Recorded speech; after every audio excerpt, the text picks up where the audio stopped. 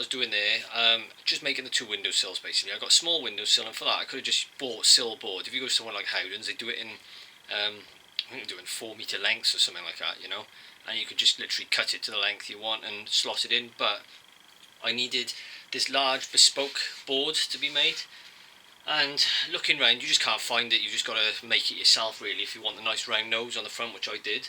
So I had a few issues. One was I wanted to buy this board. I couldn't be bothered with a big piece of board because I was spending too much, didn't need it all anyway. So I found a piece that was just bang on. If I cut it down the right line, it gave me the depth of this board and it gave me the depth of the other boards or sill. Then the next thing is I haven't got a router. Why? I don't know really, because I do use them occasionally, but I borrowed my brother's big POUSE's and it does a cracking job. But the only thing is I was using his bits and he hasn't actually got the round nose or bull nose bit for this, but what he did have was, I'm not sure what you call it, I haven't got it round here now, it's like a round nose and then with a square top on it.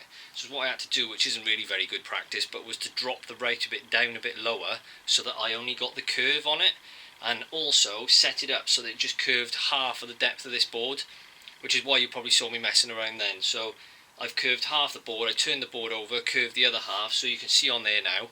I don't know how clear that is. There looks like a little bit of a line there you can see with the two met. Now if you actually feel that, there's ever such a slight ridge, but what I'm going to do is just lightly go over that now with a bit of sandpaper when I get up in the loft. Take that out and then you just have a nice curve. So like I say, there's a lot of faffing. If I had the router myself and I had the right bit, obviously I could have done it a lot quicker. So just show you this windowsill, is what I've done, which I mentioned earlier, is putting these 2x4s in there, just across. I've screwed them to the top, sunk them down beneath this level obviously so they don't protrude into the sill that I put on, and then I've done some screws, you can see there, down in the side as well, just to drive them in. I put the level in from the back here right the way across the front, so this timber is bang on level, so it'll all be supported from the front, the back and each one of these. And if you look down here, here's my sill. I've trimmed the edges back where I've got that curve on the wall, it does that and then it curves in. So I've trimmed the edges down, which I did earlier, and you'll notice as well that I've just glossed the underside at the back where it sits over this timber working up against the window, just in case, because you've got some lead at the back there as well from the lead tray that we did when we put the window in. In theory, is what I really should have done was trimmed that down and folded the lead back up. But what I'm going to do is get a little bit of this roofing membrane. I'm going to sit that over the top of it as well, just to sort of semi-insulate it, I guess, when I put the sill on top, so there's no air in between and it stays warm, and that way you're not going to get the old dew point and the lead causing condensation underneath. And then in addition to that, like I said before I put it down, I've glossed all the back edge of the windowsill. You'll see there's the smaller windowsill which I cut down to size for around the corner. Show you that now. So that's going to go over on that one. I've checked it all out, it all fits, and I'm just doing exactly the same really, just belt and braces, put a bit of gloss underneath it, seal it all up, and then when it fits up against that window, I know you haven't got any bare cut MDF because it's only the normal MDF, it's not waterproof, it's not that durable, and when you get cold bits against the window, which does happen as much as you insulate these things, this will always be, even by the plastic, this will be a cold spot, and MDF just isn't very good. You just don't want it getting like damp and cold and starting to expand at the back and whatever. So in an ideal world I would have put some of this stuff, the floorboard on here. I had leftovers, I threw it away stupidly. If I put a length of that across there earlier on, got all that sorted, screwed it down, we could have then plasterboarded up over the front of that board, and then I would have had a nice solid platform to stick this MDF down with adhesive. I could have just squirted it out from a tube, sat it down exactly like I did with the skirting boards and the architraves. I would have had no screw marks to fill or whatever. I could have glossed straight over it the same day, but there we are. It's one of those things that you don't think about at the time, and in fairness I did need access around the back of here for these sockets, but having said that, I still could have cut that to size, fitted it in and left it loose so I could lift it back out again. But and also I better show you this just to show the kind of things that happen. I've painted all this, and when I've been sticking this sill in and it was a bit too big earlier, I've chipped the paint off. And on the other side, more annoyingly, I caught a bit of the corner bead and there was a bit of pressure on there, and I just saw it cracking across there where I plastered it. So luckily I managed to pull that back. I'm going to have to put a bit of filler in there, and we're going to have to go over with this final coat of emulsion again, because look, little chips there now. So it's going to be a pain that to fill that. So I've got an old piece of sill board here that I've had lying around. I've just been out and I've sanded it all back, so it's got a nice new finish. If you look on the underside, that's what it looked like before.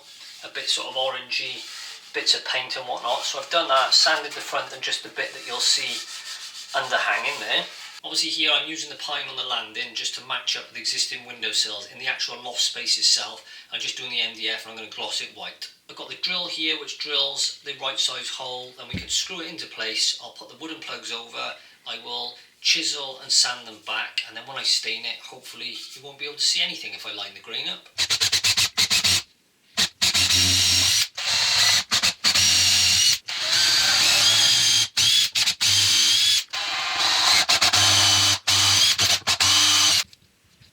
Now with the plug cutter, it's usually recommended use a pillar drill so that this isn't wobbling all over the place, but in the past I did make a guide or a jig to use this, and what I've done is just put a piece of timber on there. You take the piece of timber you're creating the plugs out of, hook that over the end, you can clamp it into place if you want, or to be honest holding it with your hand is fine, and then this hole here is the one for that cutter, and you just go down there, turn on your drill, and that holds it in place for you. If you are interested in these, I've done another video showing how I use these and a bit of a review and demonstration. I'll put a link to that video on the screen now.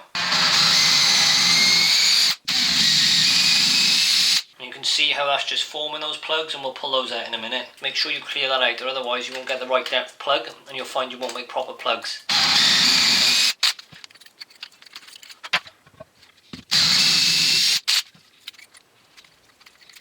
What you do with that is just take a drill, is what I use, or a drill bit I should say. There we go. We've got a nice little wooden plug, and you can see then how that will just fit into there. You could chisel it off, it's not a problem, but you get a rougher face. Where that's been nicely sanded now, is what's a good idea is to try and cut the other end there, so that you just pop that down. If you fill it with glue, tap it in just as far as you need it, and then it should just glue into place, and then you get that nice sort of shiny face on it then. So up on the ladder now on the stairs, this is the landing window, and you can see I've cut this sill out to size. Like I said, sanded back. I've had to trim the back because where the window fitter fitted the window, it's not actually square with this wall, which, you know, I thought that when he fitted it actually. But it's all I'm going to do now is pop these screws down through these holes, and then I'm going to temporarily place these plugs in the top, because I may well remove this for painting. Might be easier, I can stain it and then put it back on, but to keep it nicely out of the way, out of harm's way, I'm going to put it in place now temporarily.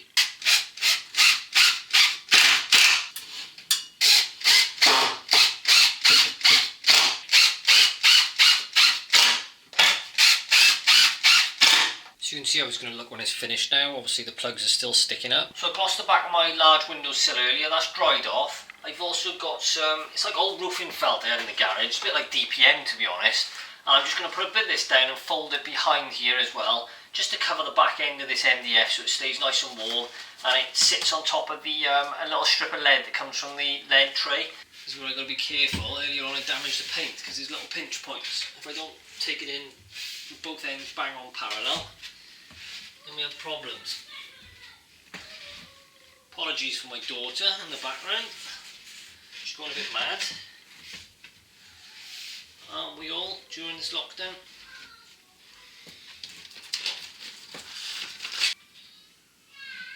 What?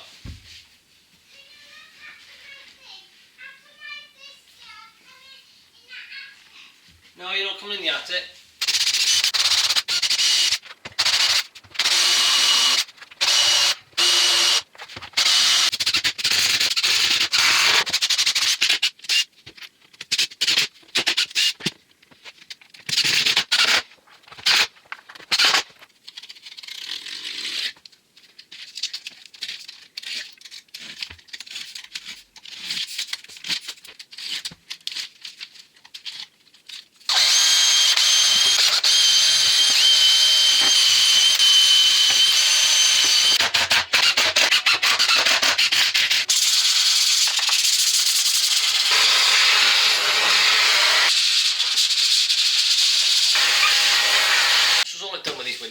now is just, I drilled a pilot hole, I did a countersink, I put the screws through, I got them all levelled up nicely, and then all I'll do is do a nice beaded cork. Like I said, in an ideal world you do the sills first and then you can sort of plaster up to the sills. It's a little bit sort of backwards way of doing it maybe, but you know, it'll be okay. So anyway, I've just sanded back any burrs across the top.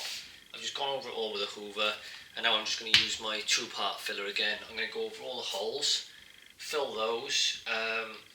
We'll sand that back in about 20 minutes when this has gone off, because it is very rapid, the speed this goes off. And then I'm going to put a bead of cork all around the edges, underneath the sill, tidy it all up. Then while that's drying off, I'm going to go and crack on with a few other bits and bobs, and hopefully we'll come back and gloss this later on in the day.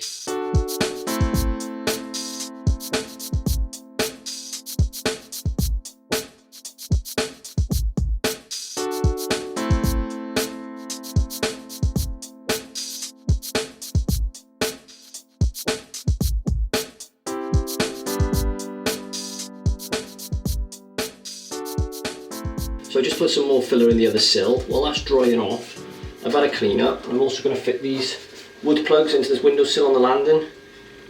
So all I've got is a little bit of PVA glue there. I'm going to pop that onto these plugs here, which I just cut down with a knife, just a little Stanley knife straight through to the required depth. And then with the good side facing up, I'm going to pop them into place, line the grain up, a bit of PVA, I'll tap them in.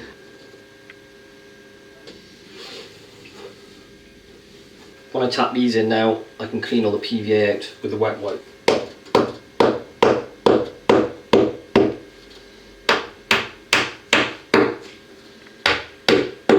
As it turns out, I didn't cut them short enough, so I will have to run the sharp chisel across the top of those once it's dried off. Just to show you that in more detail, there's the plugs.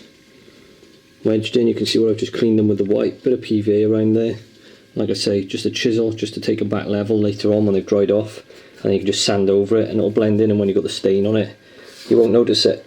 It means the screw heads are covered, you've got a nice finish.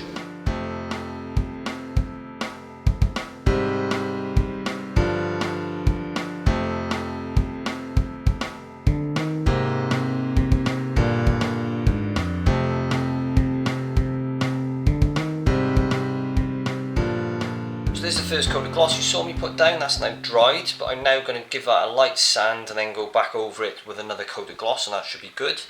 And then turning around, we've got exactly the same over here. Look what I just noticed, there's always one little fly, sadly no longer with us. His legs are stuck in my gloss. Look at that. I'm going to have to sand that out now as well with a light sand, and we'll give this a second coat too. But there we go, rest in peace little fly.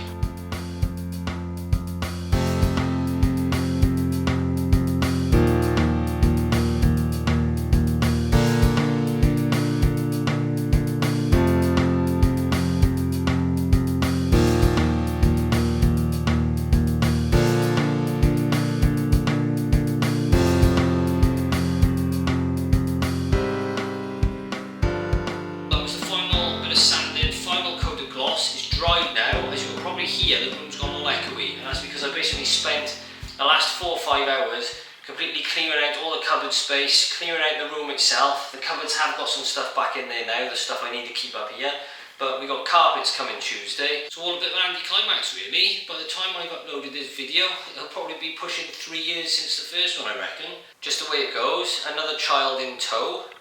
Several things that stopped the project here and there as I was going along, so I had several months off, then back on again, and didn't quite go as planned, but we got there in the end. So there's the windowsill dried out now, looking nice. That's the water-based gloss, and I don't know, I tend to find with this, it's somewhere halfway house between your traditional gloss and a satin. It leaves like a, not a dull finish, like I say, somewhere in between. I quite like it. Anyway, so that's that one. And then I glossed the one over here on the other side. See, it's late at night now. So a quick look around the room now before the carpets are in. Got all your sockets, skirting, architrave, paint. I've got the odd little bit I got to touch up here and there that I've knocked, and I'll do that before the carpet's here on Tuesday. But there we go, going around the room. You can see I've just left some of my plastering gear in there because I've got to do the downstairs. In a bit I've got to plaster the wall, I've got to plaster the ceiling. But here's the chimney breast. back to the windowsill. Sockets is the little space down the end there. Quite low down there, but it's just a bit of storage maybe. You could put a door on it for a cupboard, or I don't know. Use it for anything, it's just a bit more room. And then the stairs, I've wrapped this up in cling film at the moment, ready for when I paint on this wall the final cover, but I didn't want to paint the final coat if I'm having carpet, because they're probably going to knock these walls when they're coming up and down. Also, you can see there the stairs haven't been stained, and I haven't finished the spindles on this. Well, what I'll do is show you that in a separate video, rather than make it part of the loft conversion. I'll probably just show you how to do the spindles and space them evenly as part of a sort of how-to video maybe, and do it that way, because the loft space itself, as I just said, is done really, you know. So well done for sticking with me all this time. Now, click of the fingers and we'll have carpet. And as if by magic, all the carpet has now been fitted. I imagine the camera microphone sounds slightly different. A bit more dampened up here now and not echoing everywhere. So the next thing to do really is to get my desk over there and get editing some more videos. And you'll be pleased to know I've treated myself to a new camera, better quality, better sound, so hopefully from now on you won't have this dodgy, low budget sound. I did have a better camera when I was outside. I replaced it with a later model of the same camera, and I've got to be fair, this one's been appalling. I've had a lot of complaints about the sound. Sometimes it sounds fine, other times I find the sound is all up and down, so who knows, it's when you get editing, it's too late then, it's done. So apologies if the sound quality has dropped in the latter stages of the loft conversion videos, but there we go. From now on we're hopefully going to improve. Keep plugging away, who knows, maybe by the time this video goes out I'll have 100,000 subscribers. If I don't, then keep pushing, help me out, share, like, subscribe, and maybe we'll do a little summary or an overview of the loft conversion while sat at my new desk. See you soon.